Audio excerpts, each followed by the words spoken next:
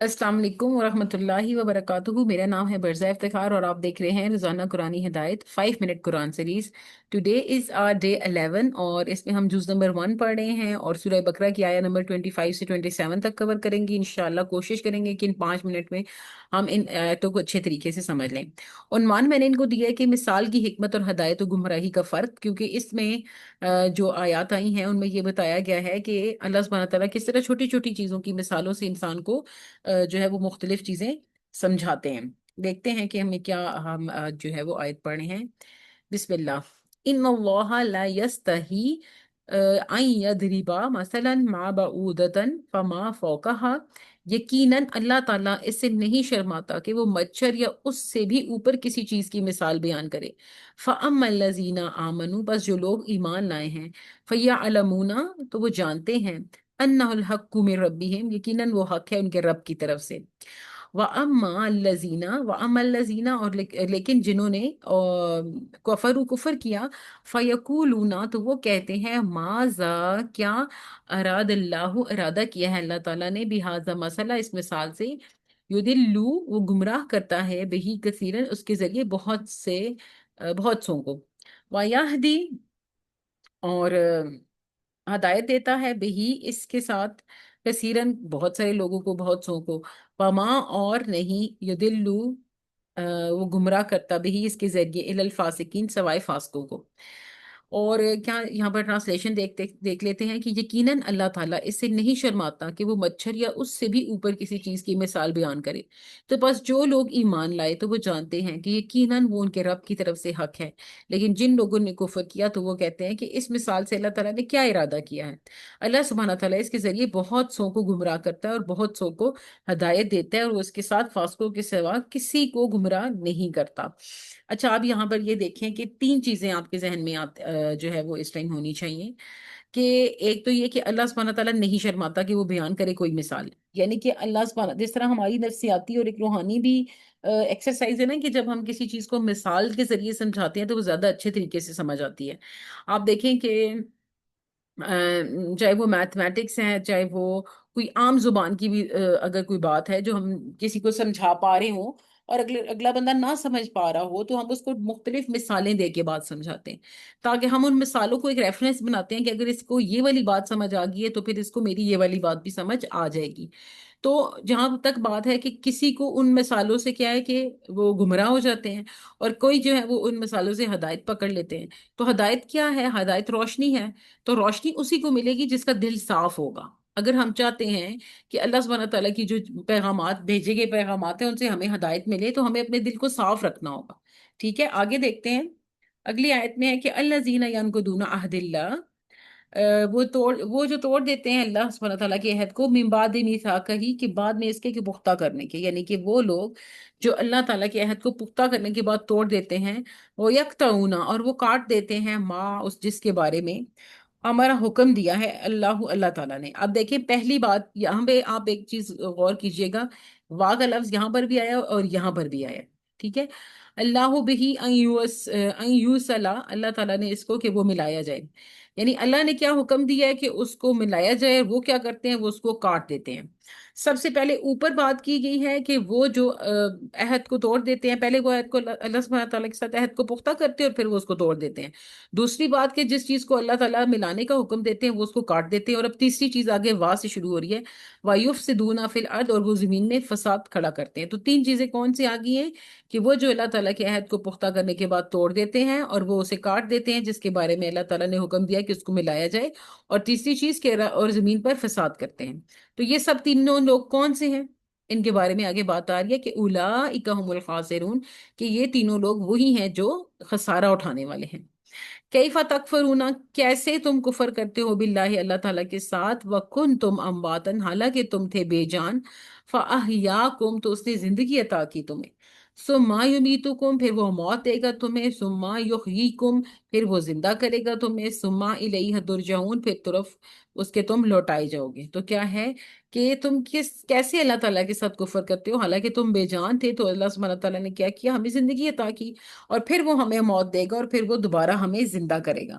اچھا، یہ تو تمام زندگی اور موت کی بات تھی نا، کہ جو ہم ابھی یہاں پر زندہ رہ رہے ہیں، یعنی ابھی ہم زندہ ہیں، ہم پیدا ہوئے، اللہ نے ہمیں زندگی دی ہے۔ بے جان تھے پہلے، جب آپ کو پتہ ہے کہ جب ایک نطفہ جو ہے وہ نکلتا ہے تو اس پہ پھر فرشتہ سوال کرتا ہے اپنے رب سے کہ اس نطفے کے بارے میں کیا، مجھے کیا حکم ہے، کہ کیا میں اس نطفے سے جو ہے وہ آگے زندگی ہمیں بڑھانی ہے، یا اس نطفے کو ختم کرنا ہے؟ تو اللہ سبحانہ تعالیٰ حکم دیتا ہے کہ اس نطفے کو ٹھہرا کر حمل ٹھہرانا ہے، یا پھر اس کو جو ہے وہ ضائع کرنا ہے۔ پھر فرشتہ اس کو یا ضائع کر دیتا ہے اللہ کے حکم سے، یا پھر اس حمل کو ٹھہرا دیتا ہے۔ تو جب بے جان تھے ہم، اس بے جان سے ہمیں زندگی ملی ہے، ٹھیک ہے، اور پھر زندگی سے اللہ ہمیں دوبارہ موت دے دے گا، ہم مر جائیں گے، اور پھر ہمیں دوبارہ زندہ کیا جائے گا تاکہ ہم اپنی باتوں کا حساب دیں۔ لیکن اس سے پہلے بھی ہم ایک دفعہ جو ہے وہ پیدا کیے گئے ہیں اور مارے گئے ہیں، لیکن وہ تب کا واقعہ تھا، تب ہمارے جسم نہیں بنے تھے، تب ہماری روحیں بنی تھی۔ عالم ارواح میں جو ہم نے اس بات کا اقرار کیا تھا نا کہ اللہ سبحانہ تعالیٰ ہمارے رب ہیں، تب ہماری روحیں بن گئی تھی، اور پھر ہماری روحوں کے بعد ہمیں جو ہے وہ ایک ہماری روحوں کو ہی موت آ گئی تھی، وہ ایک سلسلہ وہاں پہ ختم ہو گیا تھا۔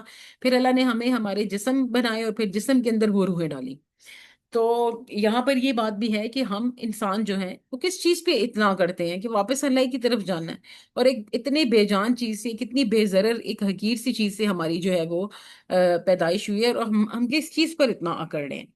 اور اوپر بھی ہم نے تین چیزیں دیکھ لی ہیں، کہ وہ لوگ جو خسارے میں ہیں، یعنی کہ وہ لوگ جو اللہ کو ناپسند ہیں، یا جو آپ کہہ لیں کہ خسارے میں رہیں گے، جہنم میں جائیں گے، ان کی تین چیزیں بتا گئی ہیں، کہ ایک یہ کہ اللہ تعالیٰ کے ایمان کو، اللہ تعالیٰ کے عہد کو پختہ کر کے وہ توڑ دیتے ہیں۔ اچھا، ہم اس کی تھوڑی سی جو ہے وہ دیکھتے ہیں، اس کی تھوڑی سی وضاحت دیکھ لیتے ہیں، کہ جو تین نشانیاں بتائی گئی ہیں نا پہلے آیت نمبر 27 میں، بلکہ ہم 25 سے دیکھتے ہیں نا، 26 سے دیکھتے ہیں۔ یقیناً یہ ہمیں یہ بتاتی ہے، جو مثال والی آیت ہے وہ ہمیں یہ بتاتی ہے کہ اللہ چھوٹی سے چھوٹی چیز کی مثال دے کر بھی بڑی حقیقتیں واضح کرتا ہے، لیکن فائدہ صرف انہی کو ہوتا ہے جن کے دل میں سچائی ہے۔ اور پھر آپ دیکھیں کہ نفسیاتی روح سے، جیسے میں نے آپ کو بتایا کہ جو مثالیں ہوتی ہیں نا، مثالوں سے سیکھنے سے انسان کا دماغ اس طرح سے ہے کہ مثالوں سے سیکھنے کی صلاحیت رکھتا ہے۔ اگر دل میں ضد، حسد یا تکبر نہ ہو، تو وہ مثالیں ہمارے لیے وہ مثل راہ بن جاتی ہیں۔ اور ہدایت کیونکہ ایک روشنی ہے، اس کو حاصل کرنے کے لیے ہمیں اپنے دل کو صاف رکھنا پڑے گا۔ ٹھیک ہے، آپ دیکھیں ویسے بھی نا، ایک اگر جیسے شیشہ ہے، گلاس کا ہے، تو اس پہ جب روشنی پڑے گی تو کیا ہوگی؟ وہ شیشے کو کراس کرے گی نا، کیونکہ وہ صاف ہے، کرسٹل ہے۔ اور اگر ایک گندی چیز ہے یا ڈارک چیز ہے، اس کے اوپر جب روشنی پڑے گی تو وہ ریفلیکٹ کر جائے گی، وہ اس کو کراس نہیں کرے گی، آگے نہیں جائے گی۔ تو اپنے دل کو ہم نے بالکل کلسٹر کلیئر صاف رکھنا ہے، تاکہ روشنی اس کے اندر انٹر ہو سکے۔ پھر عہد شکنی، رشتے توڑنا اور فساد بنانے والوں کی پہچان ہے کہ یہ وہ ہیں جو سب سے بڑے خسارے میں ہیں۔ اور آپ کو پتہ ہے کہ جو اللہ سے یعنی کہ جو بات آئی ہے نا، کہ اللہ کس کو توڑنے کا، اللہ جس کو جوڑنے کا حکم دیتے ہیں وہ اس کو توڑتا ہے، تو کس کو اللہ تعالیٰ جوڑنے کا حکم دیتے ہیں؟ رشتوں کو۔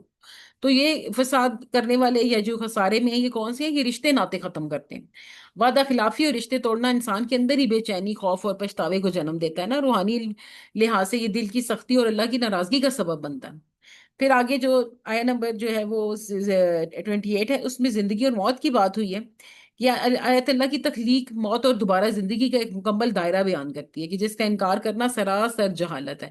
کہ انسان پہلے کیا تھا؟ زندگی جو ہے وہ اللہ سبحانہ تعالیٰ کا تحفہ ہے۔ انسان پہلے ایک نطفہ تھا، بے جان چیز تھی، ایک حقیر سی چیز تھی، پھر اللہ نے ہمیں زندگی دی، ایک تحفہ، یعنی زندگی اللہ نے ہمیں ایک تحفے کی صورت میں دی۔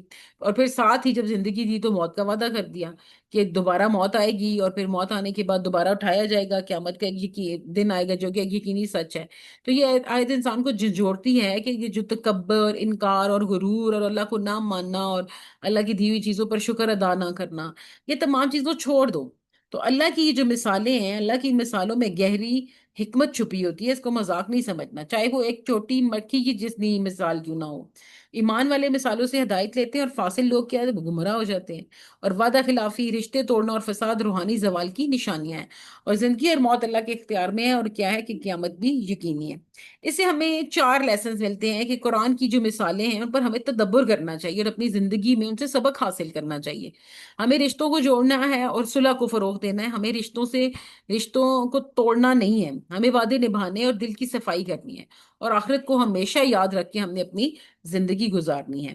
چلیں انشاءاللہ ہم پھر ملیں گے نیکسٹ لیسن میں۔ اللہ حافظ۔